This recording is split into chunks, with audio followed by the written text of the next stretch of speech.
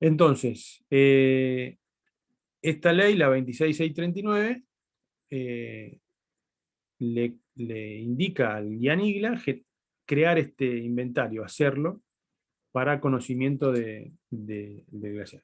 Esta es otra pata importante de la ley, la declaración de bien de carácter público. Entonces, definir esto, porque los glaciares pueden caer en territorio privado, ¿sí? Gran parte de los glaciares o el territorio argentino está en manos de privados. Entonces, si un privado tiene encima de su terreno un glaciar, ese glaciar no es del privado, es de todos. Entonces, eso me parece que fue muy importante porque marca esta clasificación de bienes que lo vamos a ver en unidades más adelante, ¿no? El inventario de glaciares se dividió en tres niveles. El primero tiene que ver con la cartografía, con el mapeo, con la clasificación de geoformas y glaciares. Eso ya se terminó. El nivel 2 tiene que ver con la dinámica del glaciar, es decir, hacer balances de masa. Para hacer balances de masa hay que medir, hay que subirse al glaciar y medir con distintos instrumentos, con radares, georradares, con teledetección, con imágenes satelitales, ya ahí sin subirse al glaciar, con interferometría, diferencial, radar, de apertura sintética. Hay muchas tecnologías eh, no- novedosas de la última década, digamos, que permiten cuantificar masa. ¿Sí? Es decir, el paquete de hielo que se encuentra ganado o sumado, o restado, ¿no? Con esto se elaboran este tipo de cartas, como se ven acá, donde se puede apreciar el retroceso, en su mayoría, de glaciárico entre dos temporadas, ¿no? Acá vemos un georradar, ahí están este, digamos, ¿cómo se dice? Eh, tirando un georradar. Y el tercer nivel tiene que ver ya con preguntas de tipo de planificación, es decir, interpretar esta relación de la variación climática, eh, proponer planificaciones estratégicas para ver qué hacer con esa reserva, entender el impacto hidrológico que tiene la fusión o la ablación de estos glaciares, es decir, qué tanto agua aportan. ¿Es, 5%, 10, 20, 30? Bueno, nadie le pone el cascabel al gato todavía. No hay métodos buenos como para interpretar esto. Es difícil responder esta pregunta de qué parte del hidrograma base del río Mendoza está aportando el glaciar. Bueno, hay técnicas, vimos en la primera clase la hidrología estocástica, donde a través de isótopos yo puedo determinar si viene del glaciar o viene de nieve o viene de lluvia. Es difícil y están en esa parte. Vamos a ver algunas figuras para interpretar estas comisiones, estas fotografías y esta presentación las dio la licenciada Salazar de Villanigla. Ha participado en varias de estas comisiones. Ahí hay un circo glacial, ¿ven? Queda un embalse, un lago en altura. Ahí vemos el típico glaciar descubierto, digamos. Eh, Dentro de un glaciar yo puedo distinguir dos zonas. Una zona alta, donde el glaciar va ganando masa con la acumulación y solidificación de nieve y recristalización de nieve, y una zona de pérdida o ablación. El término ablación significa pérdida de cualquier tipo, por fusión, por evaporación, por sublimación, que es un estado, es pasar del estado sólido al gaseoso. Por ejemplo, los penitentes subliman, ¿sí? Y por sublimación quedan con esas formas raras, así como estalagmitas. Se le dice penitentes porque parece una persona así rezando, digamos.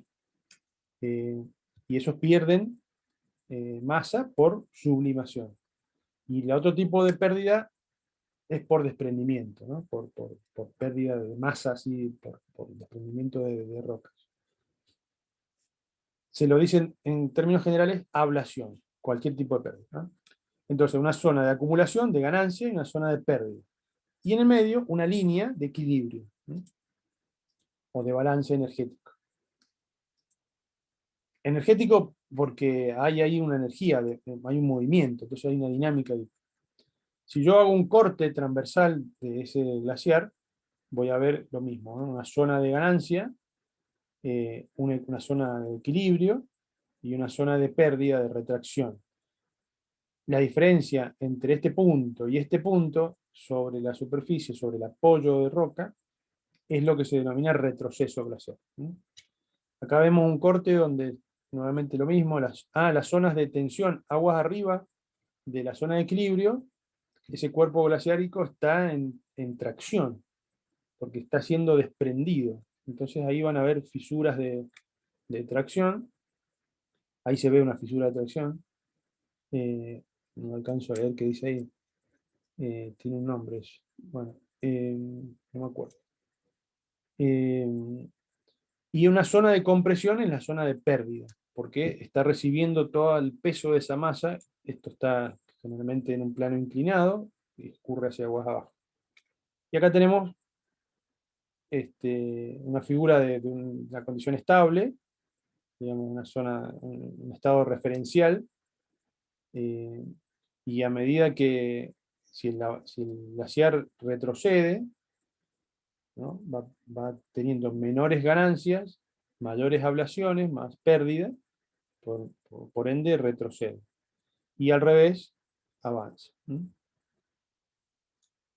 Otro tipo de clasificaciones tiene que ver con la temperatura, bueno, esto se los mencioné, glaciares temperados, glaciares fríos, y después existen distintas normas otorgadas por organismos internacionales, como los que están indicados ahí. El mismo inventario nacional también modificó algunas referencias como para clasificar, y finalmente llegaron a estas clasificaciones. Hielo, que esta es la que más se utiliza, digamos. Hielo cubierto, hielo descubierto, que este es el glaciar que estamos acostumbrados a pensar, el glaciar blanco. Glaciar de escombros, que es algo bastante difícil de interpretar, al menos a mí me cuesta muchísimo reconocer estos glaciares, o glaciar de roca también se los denomina. Y después hay un cuarto que es más complicado, que es hielo cubierto con glaciar de escombros. Esto es importante lo que dice ahí en rojo, que el inventario utilizaron técnicas de teledetección, comisiones de campo, clasificaciones supervisadas para poder identificar con imágenes satelitales primero los límites de los cuerpos glaciáricos. Después tuvieron que buscar formas de reconocer desde una visión satelital si está cubierto, si es de escombros, si es de roca, si es mezcla, bien difícil, ¿no? Y tuvieron que lidiar con la escala. Un concepto geográfico. Profe, Sí. una consulta. Había escuchado una vez que no eran por ahí tan común glaciares blancos, sino que tenían colores por la cantidad de minerales que tenían. ¿Puede ser? No sé. El glaciar blanco no tiene minerales. Es nieve, es hielo puro. ¿Sí? De haber, inclusive habían ideas de tapar los glaciares descubiertos con polvo de roca para que no tuvieran tanto albedo. El albedo es la capacidad de refracción de luz solar, y por ende mayor albedo, mayor derretimiento. Si yo tapo un glaciar, lo puedo proteger más de la ablación. Pero no conozco, no he escuchado de esto de glaciares con otros colores por producto de algún sedimento. Sí, los glaciares, hay una mezcla por ahí, quizás te referías a eso, quizás vamos a ver alguna imagen con algún glaciar medio amarillo, pero ya es un glaciar. Claro, amarillo, medio marrón, ¿puede ser? Claro, son glaciares de escombros.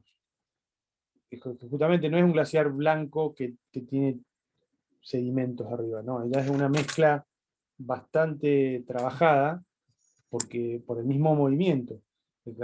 Originalmente era un glaciar blanco descubierto, empezó a bajar, empezó a ceder las laderas y se empezó a mezclar. Ya no es un til, no es un polvo, sino ya es una mezcla de grandes detritos y se llama glaciar de escombros, justamente, o de detritos. Y ese sí va a tener el color de la roca. Y van a haber glaciares de escombros totalmente marrones, totalmente suelo, que lo vamos a ver. Profe, ¿puede ser que esos sean los que están en la Concagua? Que tienen un ¿Sí? color así marrón. ¿Sí? Bien. Tal cual. Lo que ves, si no has subido, lo que ves ahí al inicio del parque son de escombros. No, no he El- subido, me han mostrado fotos, por eso las le- tengo. Les quería contar que una de las problemáticas que tuvieron es lidiar con la escala. ¿Mm? Las imágenes satelitales tienen una resolución espacial, serán de 10 metros por 10 metros, como mucho 1 metro por 1 metro, eh, y más grandes. Entonces, la mínima unidad reconocible en función de estas técnicas era de 1 hectárea, ¿no?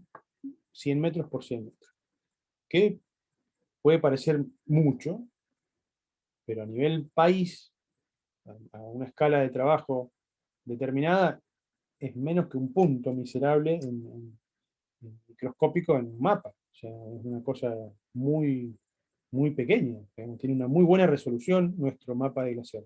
Sin embargo, hubo en esa época toda una crítica y unas discusiones muy severas, digamos, con juicios de por medio, eh, por este tema de la hectárea. Esto es nuevamente algo similar, la zona de equilibrio, una zona de crecimiento, de alimentación, de ganancia de masas, una zona de ablación. Fíjense que acá está lo que estaba comentándoles recién. En esta cabecera, el talus es el inicio, es el apoyo del glaciar sobre la roca desnuda, digamos. Ahí empiezan a producirse derrumbes, deslizamientos de rocas, erosiones, y ese detrito empieza a apoyarse sobre el glaciar descubierto y empieza a, a hundirse en el cuerpo y empieza a formar una costra y a medida que va moviendo, va reptando, se va mezclando. Entonces, en una primera etapa va a tener claramente una frazada de rocas y abajo el hielo, y a medida que van avanzando en edad esa morrena, se va mezclando. Acá vemos resultados de esta cartografía del Inventario Nacional de Glaciares. Tiene esta pinta, digamos, ¿no? Un cuerpo, un polígono delimitado. Fíjense que originalmente tenía que haber sido todo esto glaciar, ¿no? Vemos un retroceso importante. Lo único glaciar descubierto, la única nieve eterna que le decimos, es esto que está en este celestito, que es esto de acá arriba que se ve nada más. El resto es glaciar, acá hay un glaciar, ¿ven? Y acá hay un glaciar, y acá hay roca. Acá tenemos glaciares colgados, y acá abajo tenemos glaciares de roca. Entonces, en el Profe, tengo plan, una pregunta, una duda. sí, Bueno, recién dijo que en la definición de glaciar era una masa de hielo que, bueno, tenía un movimiento, un desplazamiento. Yo tenía una duda porque, por ejemplo, podemos tener también acumulaciones de nieve que tengan desplazamiento. ¿Puede ser cierto eso? no, ¿No? no, la nieve no tiene dinámica. No, la Porque yo nieve, pensé que por ahí la diferencia estaba en la rigidez que tiene la masa en conjunto y por eso se lo no, identificaba como glaciar. no. La nieve, ¿vos practicás esquí? ¿Alguna vez? Bueno, a vos te gusta la nieve nueva, no te Ujú. gusta la nieve vieja. ¿Qué preferís vos, una nieve nueva recién o la nieve vieja? Y la nuevita. Claro. ¿Por qué? Porque es nieve que está recién apoyada. Y eso es un Claro. colchón. O sea, está el cristal todavía, este, lo podés identificar con lupa el cristal de nieve. No está compactado, no es hielo. La nieve vieja empieza a compactarse y empieza a tener propiedades de fusión enseguida, empieza a lavarse, empieza a formarse una película de arriba y es más peligrosa para el esquí, por ejemplo. Entonces, Claro. y no se mueve, funde, ¿m? Porque no alcanza a tener un grado de, de compactación para hacerse hielo, que toda esa Claro. masa después se traslada. Ese es el glaciar. La O nieve, sea que se podría decir que el punto en el que se transforma en glaciar es cuando está lo suficientemente compacto para poder permitir el movimiento. ujú, Ah, claro, perfecto. claro. Que ya es un cuerpo de hielo. La nieve se acumula y empieza a fundir enseguida. ¿Sí? Va a tener una capa grande de nieve, puede llegar a tener decenas de metros de nieve, pero va a Ujú. fundir y en primavera no va a tener ahí nada. ¿Sí? En cambio, todo lo que queda durante todo el año, a partir de 2 años de acumulación continua, se lo puede considerar como glaciarete, ¿sí? Que es la mínima unidad. Perfecto, gracias, profe. Bien, acá vemos un mapa de la ubicación de los glaciares. Tenemos en toda la cordillera andina. Está clasificado en 5 zonas: la zona desértica, al norte de Argentina, desde Jujuy hasta el norte de San Juan. Los Andes centrales, que es donde estamos nosotros, prácticamente San Juan y Mendoza. Los Andes de Patagonia Norte y los Andes de Patagonia Sur. Y los hielos de Tierra del Fuego e islas del Atlántico Sur.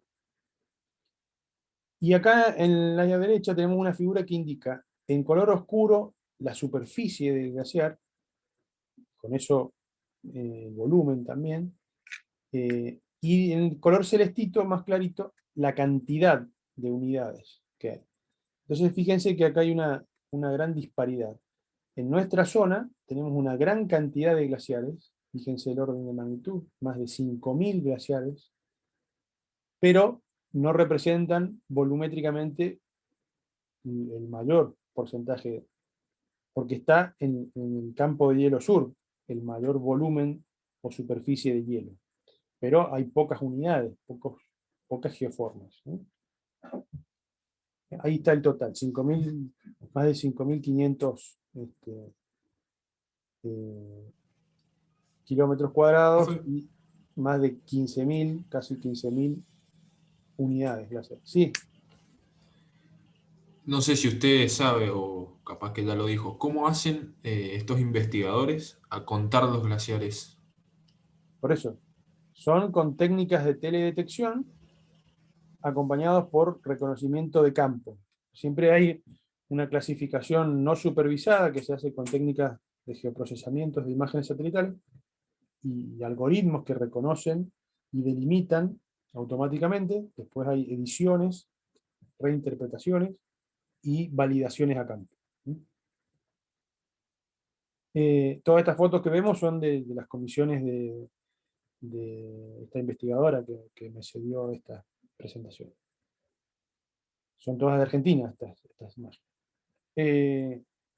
Vamos a ver en foto cada uno de estos tipos, que es importante esto para terminar de darnos una idea de la cantidad de tipos de glaciares que hay, porque al principio les dije, tenemos una leve idea de lo que es un glaciar. El glaciar descubierto, esto es la típica que entendemos. Las nieves eternas que les llamamos son glaciares, ¿no? Sin cobertura detrítica, no hay roca acá, de significancia, con evidencias de movimiento por gravedad. Hay grietas, Rimaya era la primera línea de tracción, se llama Rimaya. Morenas o morrenas, ¿sí? Que son las lenguas glaciáricas. Después está el glaciar cubierto, que fíjense que yo puedo hacer una distinción entre hielo amarillito, ya con sedimento fino, y roca. Acá yo veo roca, o puedo interpretarlo como permafrost. Es roca con contenido de agua, pero congelado. Después están los manchones de nieve, estos son los glaciaretes que les decía. Un manchón de nieve puede convertirse en un glaciar si por lo menos está presente por 2 años, ¿no? Porque el problema con estas pequeñas unidades, que las que caracterizó el mapa son las que superan 1 hectárea. Imagínense que manchones de nieve menores a 1 hectárea por todos lados, ¿no? Este manchoncito de ahí, capaz que está 2 años, o no, no sé. Depende si esto está en Umbría o en Solana, ¿no? ¿Saben qué es eso, Umbría y Solana?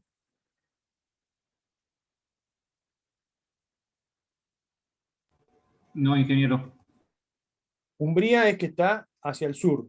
Solana es que la ladera da hacia el norte, da hacia el sol. Lo que está hacia el sur tiene mayores sombras, entonces retiene nieve porque no tiene radiación solar. Entonces, quizá pueda durar 2 años ese pedacito de nieve, pero no lo puedo cartografiar. Acá les presento un glaciar de escombros. Toda esta unidad, todo esto, es un glaciar de escombros.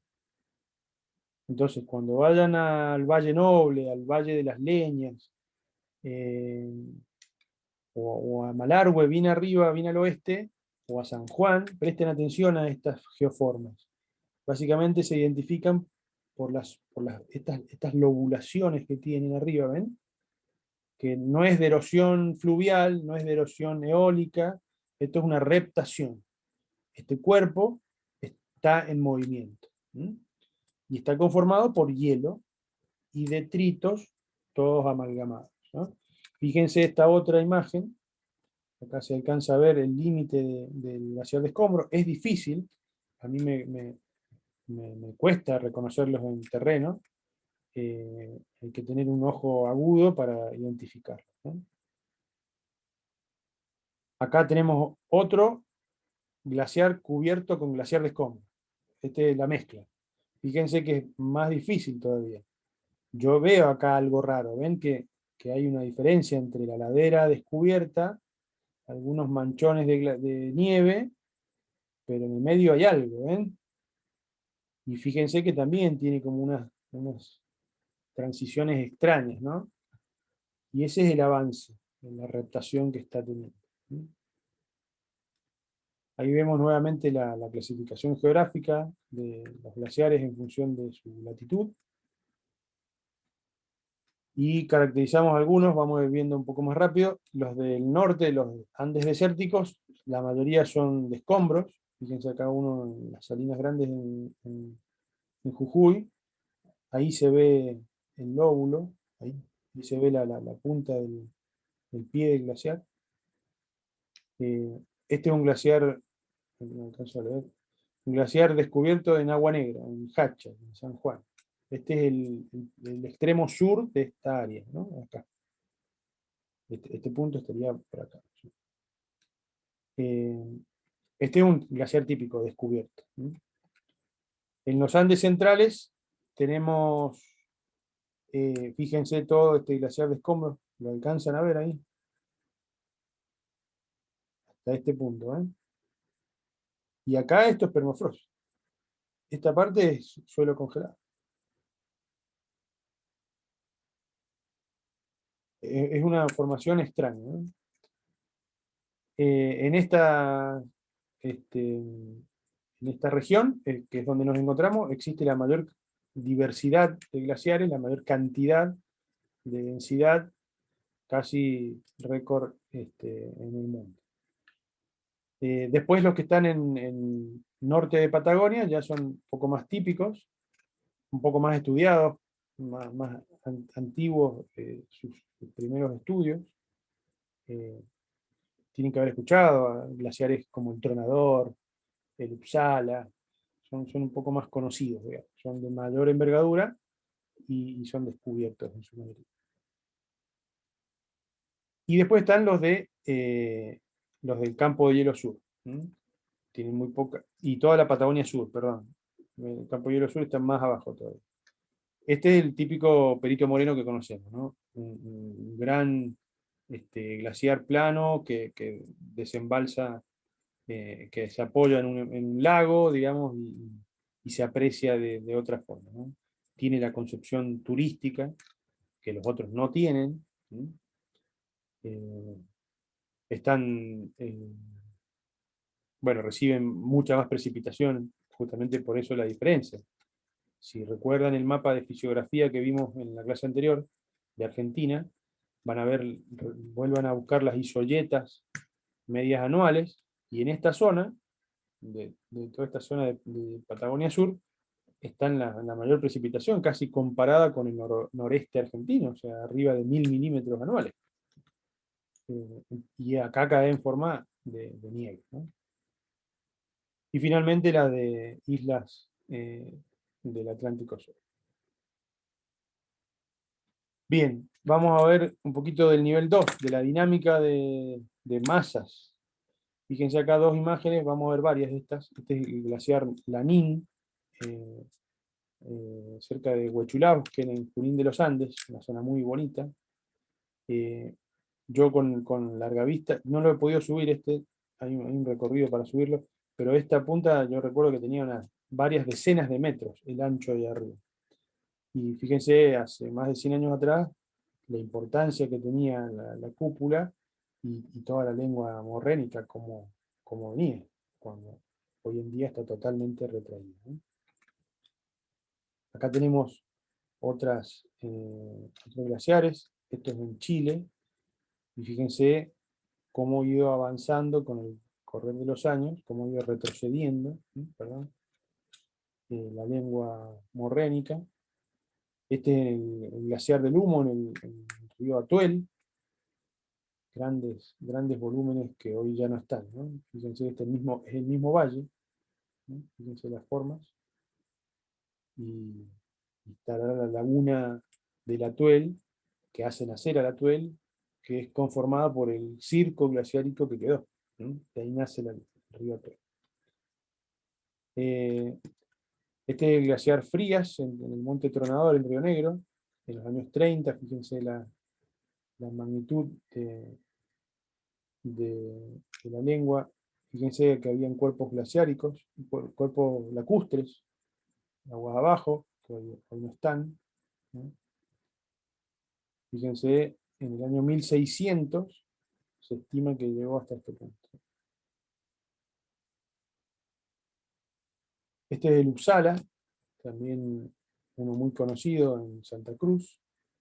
Y esta imagen, si yo pongo de fondo esta imagen y empiezo a hablar del cambio climático y de las emisiones de gases de efecto invernadero y de cómo se viene el mundo para la deriva, y uno dice, ¿qué está pasando?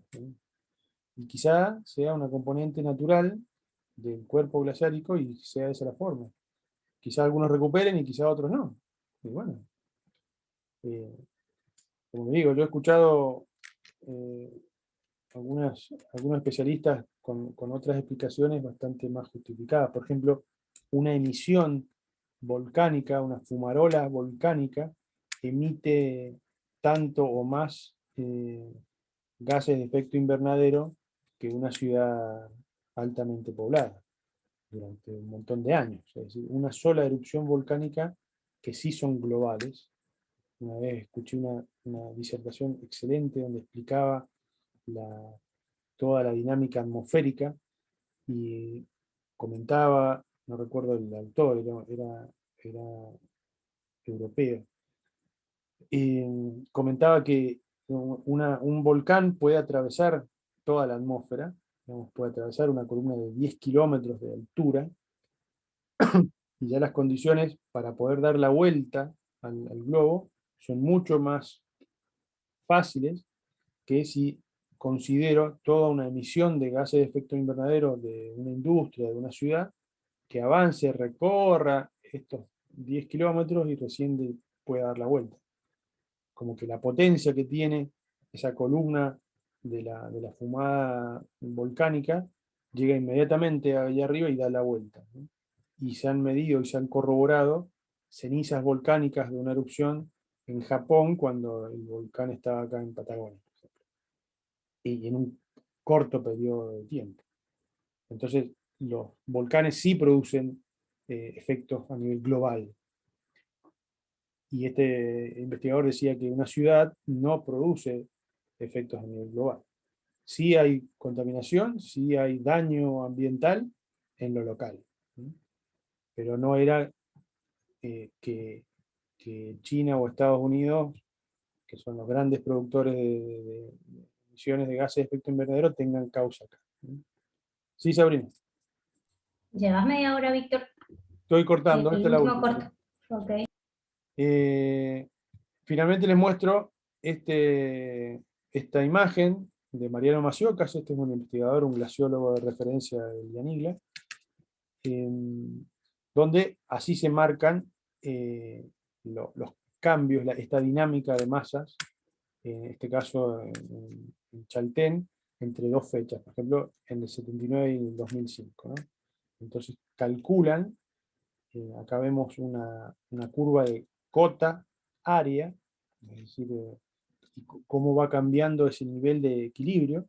Ese nivel de equilibrio está bajando, está bajando en cota, porque la línea de isoterma de grado cero, que es básicamente la que está cercana a esa línea de equilibrio, a partir de hay un gradiente térmico, esto no se los dije, con la orografía, es decir, la temperatura acá a 1000 metros sobre el nivel del mar, yo acá estoy a 1100 metros sobre el nivel del mar, es de 20 grados.